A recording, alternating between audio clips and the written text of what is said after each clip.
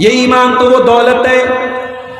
جب سمیہ رضی اللہ تعالیٰ عنہ کو ظالم ابو جہل نے جب ان کے ہاتھ پیر کو باندھ دیا اور جوان بیٹے کو ان کے سامنے باندھ دیا, ان کے شوہر یاسر کو ان کے سامنے باندھ دیا اور سمیہ کو آفر کیا, اے سمیہ اگر تو اسلام کو چھوڑ دے, تو لا الہ الا اللہ کو چھوڑ دے, اے سمیہ تجھے ٹارچر کرنا, تجھے تکلیف دینا چھوڑ دیں گے. مگر سمیہ کو اس دولت کی قیمت پتہ تھی, سمیہ کو ایمان کی اہمیت پتہ تھی. سمیہ کے چہرے پر مسکراہٹ آتی, ابو جہل اس دل میں ایمان داخل ہو چکا ہے, اب ایمان نکلنے والا نہیں. ابو جہل نے سمیہ رضی اللہ تعالی عنہا کے کپڑے اتار دیے, مادر ذات برہنہ کر دیا, سر سے پیر تک ننگا کر دیا, جوان بیٹے کے سامنے ماں کو ننگا کر دیا. سوچو میرے بھائیوں, ایک ماں کے لیے کتنی بڑی اذیت کی بات ہوئی. اے سمیہ میں تیری عظمت پر قربان جاؤں, تیرے ایمان پر قربان جاؤں, تیری استقامت پر قربان جاؤں. سمیہ نے اس اذیت کو برداشت کر لیا, مگر ایمان سے کمپرومائز نہیں کیا, توحید سے سمجھوتا نہیں کیا.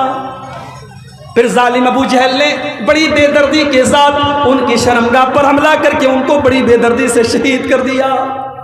سمیہ نے شہادت دے دی, اپنی جان دے دی, مگر اپنی توحید سے سمجھوتا نہیں کیا. ایمان تو وہ چیز ہے میرے بھائیوں, میری ماں بہنوں, جس کو بچانے کے لیے سمیہ شہید ہو گئیں, اور آج آپ کی جوان بیٹیاں اس ایمان کا سودا کر رہی ہیں اور عشق اور محبت کے نام پر غیروں کے ساتھ اسلام کو چھوڑ کر کے جا رہی ہیں. بڑی پلاننگ کے ساتھ یہ کام ہو رہا ہے, اور ہم اور آپ جہیز لے کے لینے دینے میں مگن بنے ہوئے ہیں. ہم اور آپ اپنے فضول کے رسم و رواج میں مگن بنے ہوئے ہیں. ہم نے اپنی بیٹیوں کو کالجوں میں پڑھایا, یونیورسٹیز میں پڑھایا, ہم نے اعلیٰ تعلیم اپنی بیٹیوں کو دلائی, مگر اپنی بیٹیوں کو اس قابل ہم نہیں بنا سکے کہ ان کو توحید کی اہمیت بتاتے, ان کو ایمان کی قدر و قیمت بتاتے. دینی تعلیم کے نام پر ہمارے یہاں کیا ہے, ہم نے بہت بڑا تیر مار لیا. حافظ جی سے کہا, حافظ جی میری بیٹیا کو قرآن پڑھا دیجیے. حافظ جی گھر میں آئے رٹو طوطے کی طرح, انہوں نے قرآن کا ناظرہ ہماری بیٹیا کو پڑھا دیا.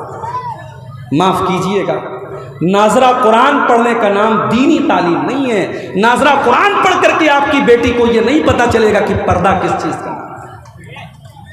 آپ کی بیٹی جب تک قرآن کی اس آیت کا مطلب نہیں سمجھے گی جس آیت میں آپ کی بیٹی کو پردے کا مطلب بتایا گیا ہے, اور آپ کی بیٹی سے یہ کہا گیا ہے, یا ایھا النبی,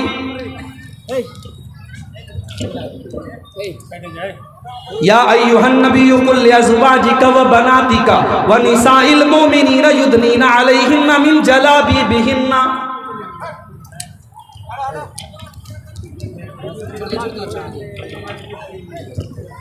اے نبی اپنی بیٹیوں سے کہہ دیجئے, اپنی بیویوں سے کہہ دیجئے, اور تمام مسلمان عورتوں سے کہہ دیجئے, جب وہ اپنے گھر سے نکلا کریں تو اپنے اوپر چادر ڈال لیں, اپنے اوپر نقاب ڈال لیں, اپنے اوپر برقع ڈال لیں. ذالک ادنیٰ ان یعرفن فلا یؤذین, یہ پردہ ان کی پہچان بن جائے گا. ہمارے یہاں تو پردہ کرنے والیاں بھی کورونا کے بعد ماسک لگانے لگی. اب نقاب نہیں چلتا ہے, اب ماسک چلتا ہے. ہرے کلر کا فراک ہے تو ہرے کلر کا ماسک لگ گیا, گلابی کلر کا کپڑا ہے تو گلابی کلر کا ماسک لگ گیا. معاف کیجئے, ماسک نقاب کی جگہ نہیں لے سکتا ہے. نقاب کو بھی ہم نے ڈیزائن دار بنا دیا. اب ماشاءاللہ نقاب اتنا خوبصورت ہو گیا کہ شاید بغیر نقاب پر اتنی توجہ اور نظر نہ جائے جتنی نقاب کے اوپر جا رہی ہے.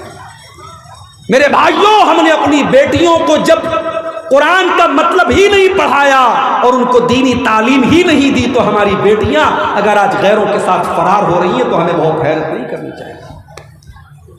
ہم نے اپنی لڑکیوں کو اجازت دی وہ بازار جائیں, ہم نے بازار کے راستے ان کے لیے کھول دیے, ہم نے کالجوں کے راستے ان کے لیے کھول دیے, ہم نے یونیورسٹیز کے راستے ان کے لیے کھول دیے, اور ہم نے مسجدوں کے راستے ان کے لیے بند کر دیے. دنیا کی ہر جگہ عورت جا سکتی ہے, مسجد میں نہیں جا سکتی. فتویٰ لگ گیا صاحب مسجد میں جانے سے فتنہ پیدا ہوگا. میرے بھائیوں, آج آپ غور کریں کہ آج مسلم پرسنل لا بورڈ بھی یہ کہہ رہا ہے کہ نہیں, اگر پردے کا انتظام ہو تو عورتوں کو مسجد میں انتظام ان کا ہونا چاہیے. بڑی دیر میں بات آئی ہے مگر دیر آئے درست آئے. جب بیمار انسان ہوتا ہے نا, میرے ساتھ ایکسیڈنٹ ہوا, ایسے بظاہر مجھے کوئی چوٹ نہیں آئی, مگر 2 دن کے بعد اب میرے سینے میں درد ہو رہا. پیٹھ میں درد ہو رہا ہے، اب میں ڈاکٹر کے جاؤں گا، ڈاکٹر مجھے پین کلر دے گا، اگر اندرونی کوئی چوٹ نہیں ہے تو پین کلر دے گا اور ساتھ میں اینٹی بائیوٹک دے گا۔ اصول یہی ہے، بیماری جتنی تگڑی ہو اینٹی بائیوٹک اتنا تگڑا دیا جاتا ہے۔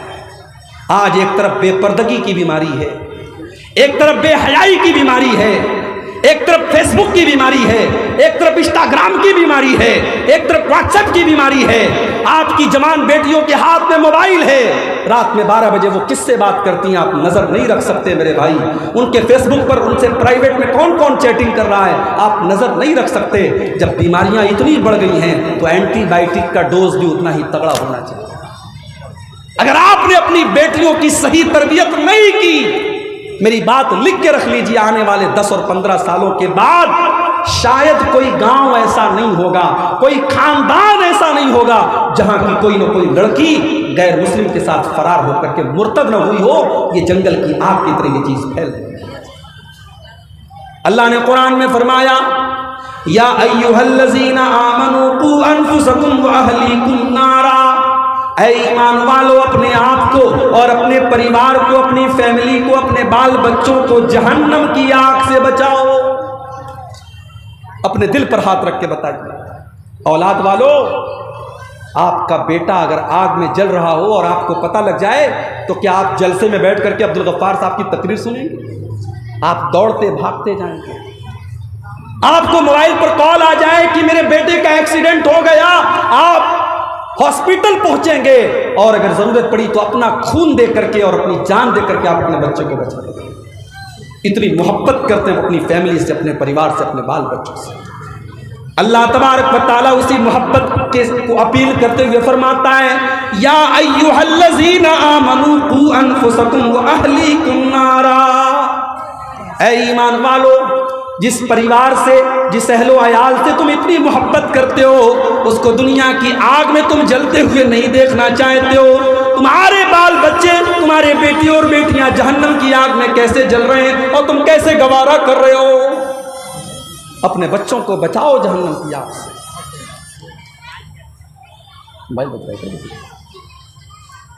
آپ رات میں تہجد کی نماز پڑھ رہے ہیں، آپ رات میں تہجد کی نماز پڑھ رہے ہیں، کون ہے بھائی؟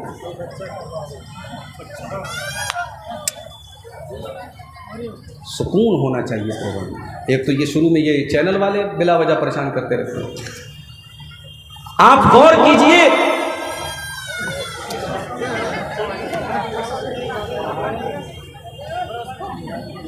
اللہ رحم فرمائے، بچوں کی محبت ہمارے اور آپ کے دل میں ہوتی ہے، لیکن اگر آپ تہجد کی نماز پڑھ رہے ہیں اور آپ کا بیٹا غلط راستے پر جا رہا ہے اور آپ کی بیٹی غلط راستے پر جا رہی ہے میرے بھائیوں، تو اللہ کیا ہماری اور آپ کی گردن بچ نہیں سکتی۔ اللہ کے نبی فرماتے ہیں، کلکم راع وکلکم مسئول عن رعیتہ، تم میں سے ہر انسان ذمہ دار ہے اور اس کی ذمہ داری کے بارے میں کل قیامت کے دن سوال کیا جائے گا۔ آپ کو اپنے بچوں کی بہت فکر ہے، آپ نے بچوں کے لیے پراپرٹی بنائی، آپ نے گھر مکان بنایا، آپ نے سونے چاندی کے زیورات بنائے، مگر اپنے دل پر ہاتھ رکھ کے بتاؤ، آپ نے اپنے بچوں کی آخرت کے لیے کیا کیا؟ آخرت کے لیے آپ نے کیا کیا؟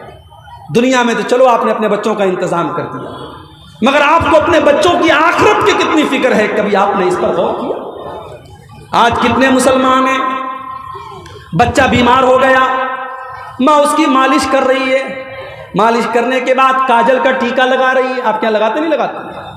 کاجل کا ٹیکا لگاتی ہیں پیشانی کے اوپر۔ عورتوں سے پوچھو کیوں لگاتی ہو، کہتی ہیں نظر نہیں لگتی۔ کس نے بتایا بھائی آپ کو؟ قرآن میں لکھا ہے، نبی نے فرمایا، صحابہ نے کیا نہیں۔ ٹوٹکا ہے ہندوستان کے ماحول میں رائج ہو گیا، بچے کو نظر کا ٹیکا لگایا جا رہا ہے۔ گھر میں نظر نہ لگے، غیر مسلموں کے یہاں نیبو اور مرچے لٹکائے جاتے ہیں، مسلمانوں کے گھروں میں بھی مرچی اور نیبو لٹکائے جانے لگے۔ بچہ بیمار ہوا، آپ نے اس کے پیٹ میں تعویذ باندھ دیا، اس کے گلے میں تعویذ باندھ دیا۔ میرے بھائیوں، کیا آپ نے نبی کی وہ حدیث نہیں سنی، من علق تمیمۃ فقد اشرک، جس نے تعویذ لٹکایا اس نے شرک کیا۔ اللہ کے پیارے نبی اپنے نواسے حسن اور حسین کو پڑھ کر کے دم کرتے ہیں، اعیذکما بکلمات اللہ التامات من کل شیطان وہامہ ومن کل عین لامہ۔ آپ نے دعا یاد نہیں کی، آپ کو دعا پڑھنا نہیں آتا تو آپ نے شارٹ کٹ تلاش کیا، آپ نے مولوی صاحب سے کہا تعویذ بنا کے دے دیجئے، مولوی صاحب نے تعویذ بنا کے بھی دے دی۔ میرے بھائیوں، ان بدعات اور خرافات سے اپنی فیملی کو بچاؤ، شرک سے بچاؤ اپنے بچوں کو۔ حضرت یعقوب علیہ السلام کو دیکھو، ان کے 12 بچے ہیں، یعقوب علیہ السلام کا انتقال ہونے والا ہے آخری ٹائم میں، 12 بچے ان کے بستر کو لپیٹے، بستر کو گھیرے ہوئے ہیں۔ حضرت یعقوب علیہ السلام اپنے بچوں سے کہتے ہیں ام کنتم شہداء اذ حضر یعقوب الموت اذ قال لبنیہ ما تعبدون من بعدی۔ حضرت یعقوب اپنے بچوں سے کہتے ہیں کس کی عبادت کرو گے؟ قالوا نعبد الہک و الہ آبائک۔ بچے کہتے ہیں ابا جان ہم آپ کے اور اپنے باپ دادا کے معبود کی عبادت کریں گے، اللہ کی عبادت کریں گے۔ یعقوب علیہ السلام کو اپنے انتقال کے ٹائم بچوں کی توحید کی فکر ہے۔ میرے پیارے ساتھیوں، اپنے بچوں کے عقیدے کی فکر کیجیے۔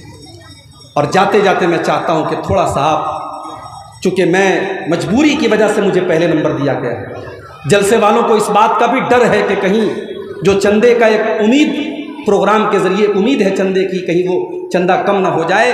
میں بڑے ادب سے آپ سے گزارش کرتا ہوں، میری تقریر کا آخری پوائنٹ چل رہا ہے، 5-10 منٹ آپ آئیے اور اس قبرستان کے راستے کے لیے، ظاہر قبرستان ہماری بڑی بنیادی ضرورت ہے، یہ صدقہ جاریہ ہوگا اگر آپ نے 100 روپیہ، 1000 روپیہ، 10,000 روپیہ، جو بھی آپ کی طاقت ہے، آپ نے اگر قبرستان میں تعاون کیا تو جب تک یہ قبرستان کا راستہ رہے گا تب تک آپ کو اور جس کی طرف سے آپ نے صدقہ دیا ہوگا اس کو اس کا ثواب ملتا رہے گا۔